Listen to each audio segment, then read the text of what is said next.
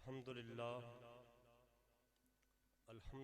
رب العالمین والصلاة والسلام علی سید الانبیاء والمرسلین اما بعد فاعوذ باللہ من الشیطان الرجیم بسم اللہ الرحمن الرحیم ما کان محمد ابا احد من رجالکم ولکن رسول اللہ وخاتم النبیین وکان اللہ بکل شیء علیما صدق اللہ العظیم ان اللہ و ملائکتہ یصلون علی النبی یا ایھا الذین آمنوا صلوا علیہ وسلموا تسلیما اللہم صلی علی سیدنا مولانا محمد معدن الجود والکرم الصلاۃ والسلام علیک یا رسول اللہ الصلاۃ والسلام علیک یا حبیب اللہ الصلاۃ والسلام علیک یا رحمۃ للعالمین وعلی آلک وصحبک یا شفیع المذنبین۔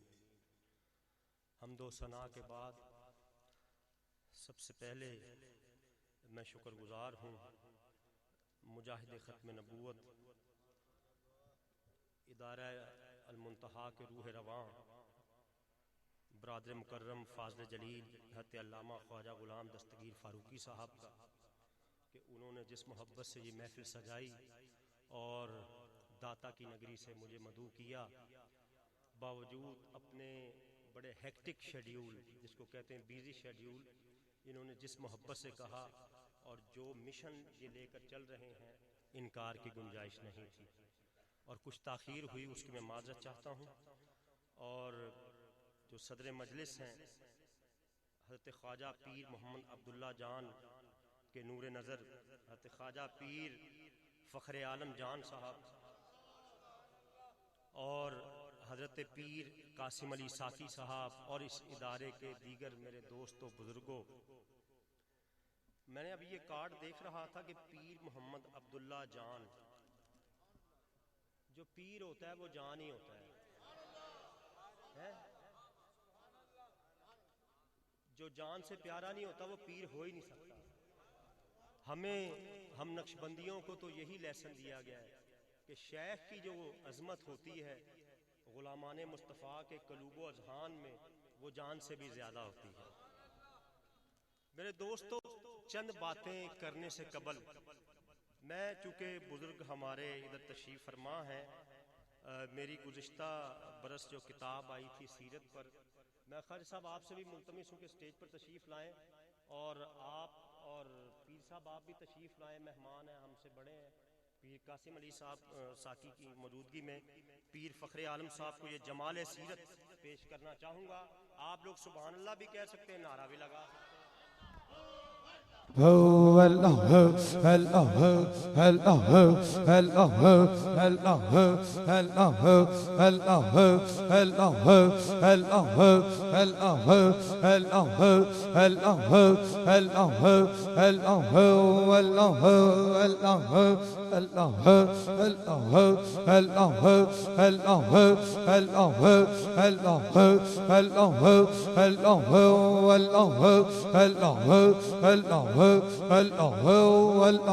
آمین۔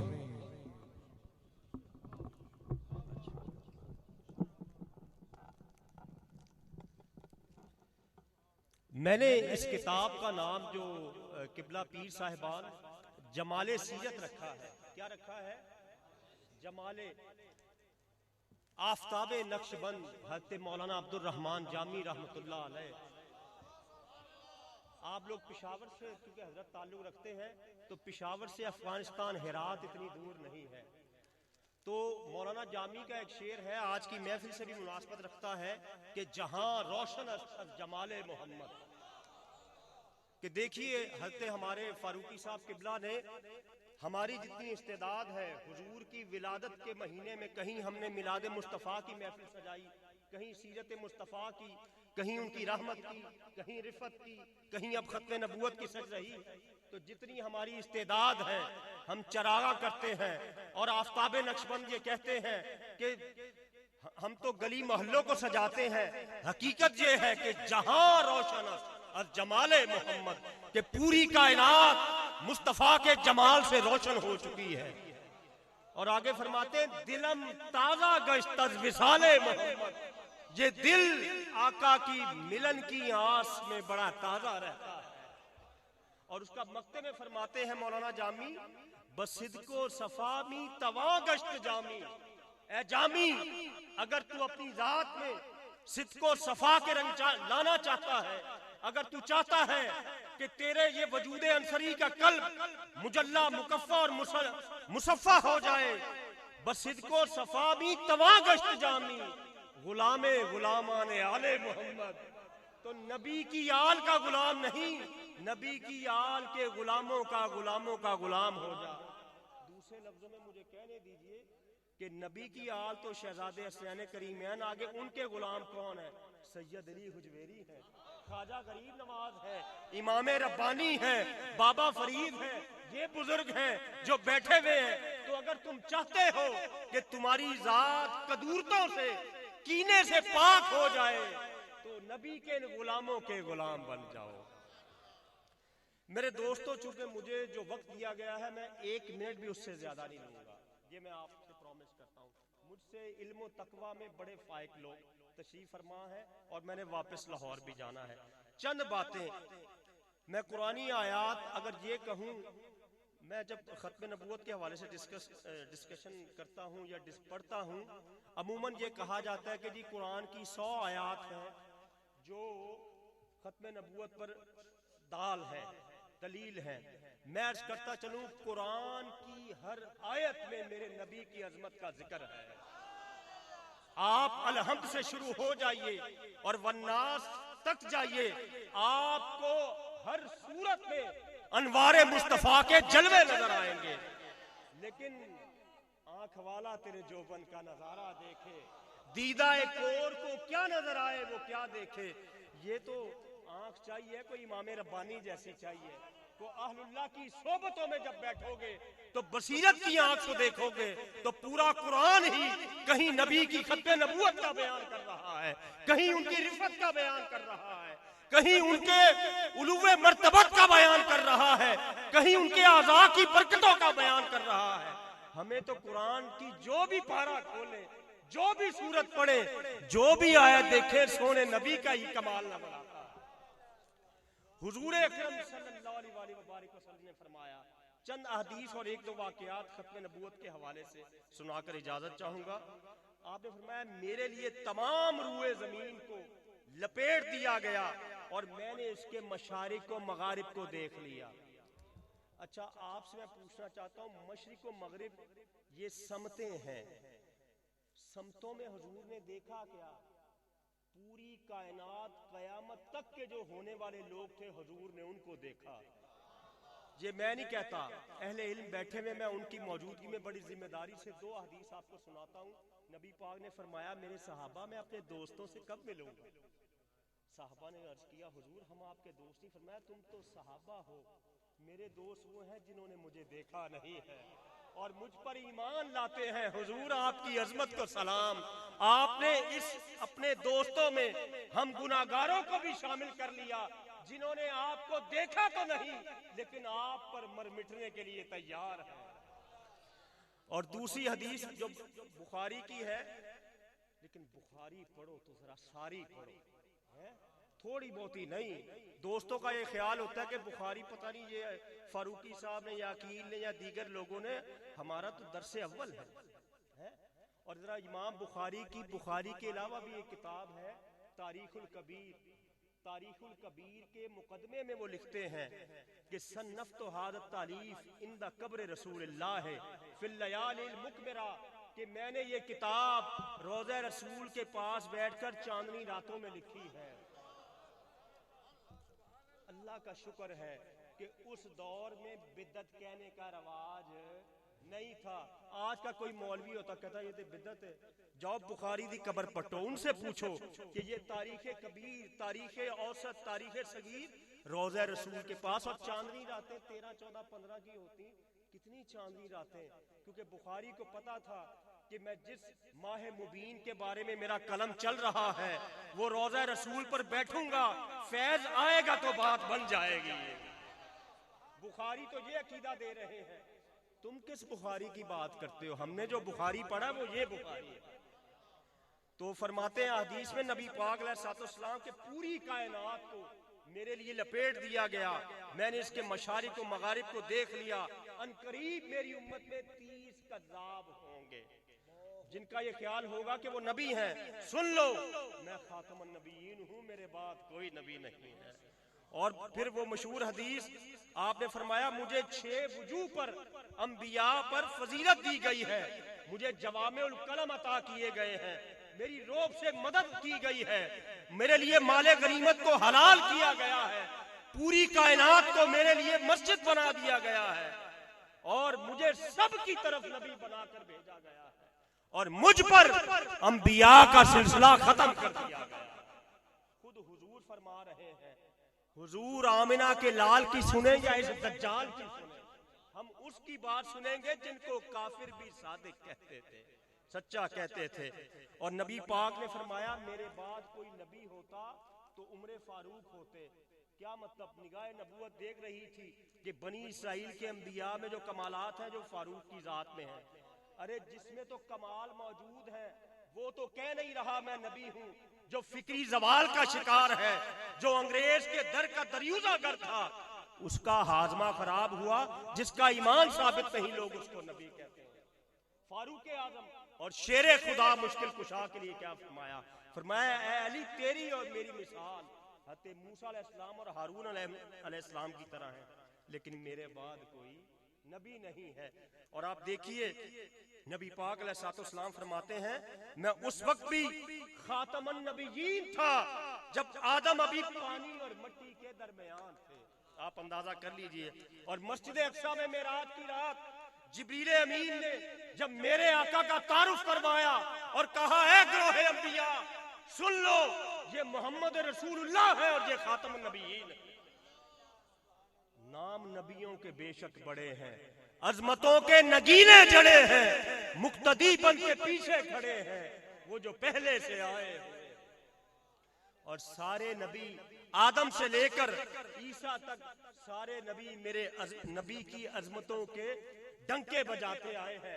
اور اللہ نے روزے الست میں ان سے وعدے لیے تھے اے انبیاء کرام تمہارے ناموں کے کلمے پڑھے جا رہے ہوں، تمہاری شریعتوں پر عمل ہو رہا ہو، لیکن جب میرا یہ نبی آ جائے، یہ آمنہ کا لال آ جائے تو تمہاری شریعتیں منسوخ، پھر کلمہ پڑھا جائے گا تو مصطفیٰ کا پڑھا جائے گا، کیونکہ جب سورج طلوع ہوتا ہے تو چراغوں کی ضرورت نہیں رہتی۔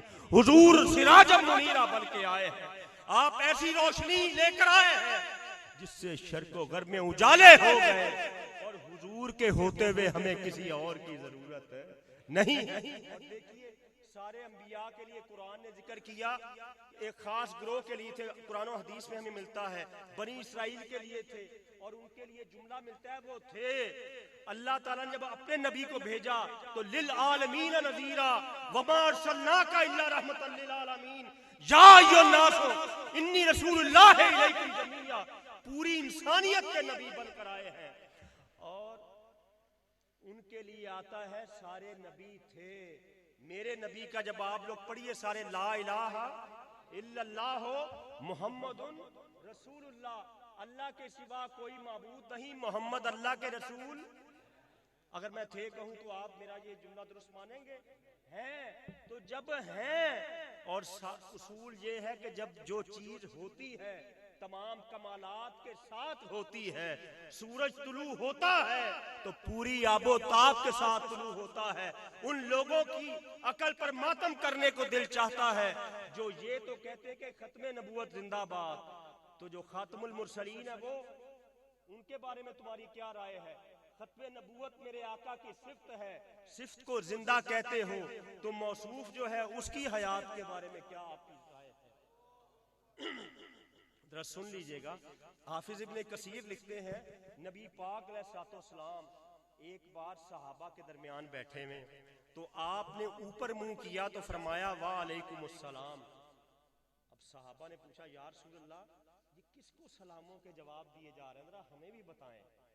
حضور نے فرمایا، ابن کثیر ریفرنس یاد رکھیے گا، فرمایا میرا چچا زاد جعفر طیار جنگ موتا میں شہید ہو گیا، اللہ نے اس کو اس کے 2 بازو کٹ گئے، اس کو 2 پر عطا کیے، وہ فرشتوں کے ساتھ اڑتا ہوا یہاں سے جا رہا تھا، اس نے دیکھا نیچے میرے نبی کی محفل سجی ہوئی ہے، انہوں نے دور سے مجھے سلام کیا، میں نے سلام سنا بھی اور جواب بھی دے دیا ہے۔ وہ نبی کہ ان کا کوئی غلام فضاؤں میں ہو، ان کو سلام کہے، جواب دیتا ہے، تو جلال پور میں آپ یہ اس خطے میں شکرگڑھ میں بیٹھے ہوئے لوگوں، آپ یہاں سے ان صوفیاء کی مجلس میں اپنے نبی پر سلام بھیجو گے، وہ نبی جواب کیوں نہیں دے گا؟ وہ نبی جواب کیوں نہیں دے گا؟ اور پھر دیکھیے شہید کی حیات یہ ہے کہ وہ فضاؤں میں اڑ رہا ہے، پتہ ہے زمین میں کیا ہو رہا ہے، جس نبی کا کلمہ پڑھ کے شہادت ملتی ہے تو اس نبی کی حیات کا عالم کیا ہوگا؟ ارے میرے نبی کی کوئی زمین کے اوپر سلام بھیجے اس کا بھی جواب دیتا ہے، میرا نبی کو کوئی فضاؤں میں سلام بھیجے نبی اس کا بھی جواب۔ اور سنیے گا وہی میرے نبی لجپال جب دنیا سے چلے گئے، عاشقوں کا امام، اس امت کا پہلا صوفی، تاجدار حق و صداقت، حضرت سیدنا ابوبکر صدیق رضی اللہ تعالیٰ عنہ، دیکھیے گا ذرا سنیے گا، بس چند منٹ جو میرا ٹائم ہے بالکل اس پہ گفتگو ختم کر دوں گا۔ صدیق اکبر کو حضور صدیق کا لقب جو ہے کس وجہ سے ملا تھا؟ کس وجہ سے؟ انہوں نے توحید کی تم رٹ لگاتے ہو کہ اللہ ایک ہے، کیا انہوں نے اللہ کہا تھا ایک ہے اس وجہ سے صدیق کا لقب ملا؟ کیا انہوں نے کہا کہ قرآن اللہ کی کتاب ہے اس پر لقب ملا؟ یہ ساری باتیں درست ہے، ان کو لقب ملا تھا نبی پاک کی عظمت کے اعتراف میں ملا تھا۔ اور پھر چھوٹا صدیق بھی نہیں، صدیق اکبر، صدیق اکبر اس کو کہتے ہیں جس کا عمل بھی سچا ہو، جس کا عقیدہ بھی سچا ہو۔ اور ان کے دور میں جب سرٹیفائیڈ کذاب، پروفڈ کذاب مسیلمہ کذاب نے نبوت کا دعویٰ کیا تو صدیق اکبر کو ظاہری بات ہے وہ نبی پاک کی پردہ فرما جانے کے بعد مشکل حالات تھے تو کچھ مشاورت جاری ہوئی، تو سنیے گا ہم نقشبندیوں کے امام کا نعرہ کیا تھا۔ فرمایا صدیق اکبر کو جنگل کے درندے بھی اٹھا کر لے جائیں تو صدیق اس مسیلمہ کذاب کو انجام تک پہنچا کر رہے گا۔ اور اس لشکر کی قیادت اکرمہ بن ابی جہل، خالد بن ولید اللہ یہ لوگ کر رہے تھے۔ سنیے گا آپ مجاہدین ختم نبوت کی تو بات کرتے ہیں، میں آپ کو ایک ختم نبوت کی مجاہدہ کا بھی بتا دوں۔ حضرت ام عمارہ رضی اللہ تعالیٰ عنہ نصیبہ، وہ اس لشکر میں گئی، 60 سال کی بی بی، اور سنیو غور تو کرو، میرے نبی پر قربان ہونے کے لیے بزرگ جوان تو ایک طرف رہے، خواتین بھی گھر میں رہیں، اور تاریخ پڑھ کے دیکھیے اس مسیلمہ کذاب کے خلاف جب عاشقوں کے امام نے لشکر بھیجا 3 دن تک مدینہ مردوں سے خالی رہا، بچے تھے یا عورتیں تھے، بڑے بوڑھے جوان سب تاجدار ختم نبوت کی، عقیدہ ختم نبوت کی حفاظت کے لیے نکلے ہیں۔ اور جب یمامہ کا میدان، یمامہ آج کل مراکش کے ملک میں آ گیا ہے، یمامہ کا میدان سجا، سنیے گا پھر حافظ ابن کثیر یاد آ گئے، جب لڑائی ہو رہی تھی وہ کذاب بھی نعرہ تکبیر کہتے تھے، اللہ اکبر، یہ صدیقین کا ٹولہ بھی اللہ اکبر کہتا تھا۔ اب اس اللہ اکبر کہنے سے بات بن نہیں رہی تھی، کیونکہ یہ تو وہ بھی دھوکے میں لے رہے تھے، یہ سچے بھی لے رہے تھے، تو صدیق اکبر سے پوچھ کر خالد بن ولید نے 2 نعرے لگائے، میں چاہتا ہوں اسی نعرے پہ میں اپنی بات شروع کروں۔ ایک نعرہ تو جب دیکھا کہ مسیلمہ کذاب کے ارد گرد فوج نے پہرا دیا ہوا ہے تو خالد بن ولید سیف اللہ نے ایک نعرہ لگایا واہ محمدہ، اور دوسرا لگایا یا محمدہ، اور بتا دیا، اور پڑھ کر دیکھیے کہ جب یہ نعرہ لگا خدا کی قسم غلامان مصطفیٰ کے لیے فتح کے دروازے کھل گئے۔ پتہ یہ چلا جو سنی دل سے اپنے نبی کو پکارے گا اس کے لیے فتح کا دروازہ کھل جائے گا۔ اور حافظ ابن کثیر لکھتے ہیں وَقَانَ شِعَارُهُمْ يَوْمَئِذٍ يَا مُحَمَّدَ، اس دن مسلمانوں کا شعار یا محمد تھا۔ پتہ یہ چلا کذابوں کے مقابلے میں صدیقین کو فتح ملتی ہے تو ان کا شعار یہی نعرہ ہوتا ہے، کون سا نعرہ؟ कौन सा नारा, कौन सा नारा। और इस धरती में जब 53 में तहरीक खत्म नबूवत चली, उससे पहले जिस दौर में 1857 की जंग आज़ादी के बाद जब ईमानों के सौदे हो रहे थे, बड़े बड़े जुब्बा और दस्तार वाले अंग्रेज सरकार के कासा लेस बनकर अपना नजराना वसूल करके नामूसे मुस्तफा की और खत्म नबूवत की अजीबो गरीब ताबीर कर रहे थे, उस वक्त हमारे उलमा ने ये नारा लगाया कि सबसे औला वाला हमारा नबी। कौन देता है देने का मुंह चाहिए, देने वाला है सच्चा हमारा नबी। और फिर पाकिस्तान बनने के बाद जब ये रियासत मदीना का परतौ, याद रखिएगा दुनिया में 2 रियासतें नजर आती हैं, रियासत मदीना जिसकी बुनियाद हमारे प्यारे नबी अलैहिस्सलाम ने रखी, और दूसरी उसके बाद पाकिस्तान की रियासत मार्ज वजूद में आई, तो चंद बरस बाद ही 1953 की तहरीक खत्म नबूवत। मुझे ये एजाज हासिल है कि मेरे वालिद माजिद 3 माह खत्म नबूवत में जिला मिंटगुमरी जेल साहिवाल में खतीब आजम पाकिस्तान मौलाना मोहम्मद शफी उपाड़वी के साथ कैद रहे हैं। मुझे आज भी, हम हजरत हजूरे वाला शेख फैमिली से बिलोंग करते हैं, हम तो बिजनेस कम्युनिटी से, उनकी यही गुलामियां काम आ गई कि आज हम उनका जिक्र कर रहे हैं। और जब 53 की तहरीक में मुजाहिद मिल्लत मौलाना अब्दुल सत्तार खान नियाजी को जज ने कहा, अब सुनिएगा जज ने क्या कहा, mister Niazi you will be hanged bye neck till you are dead.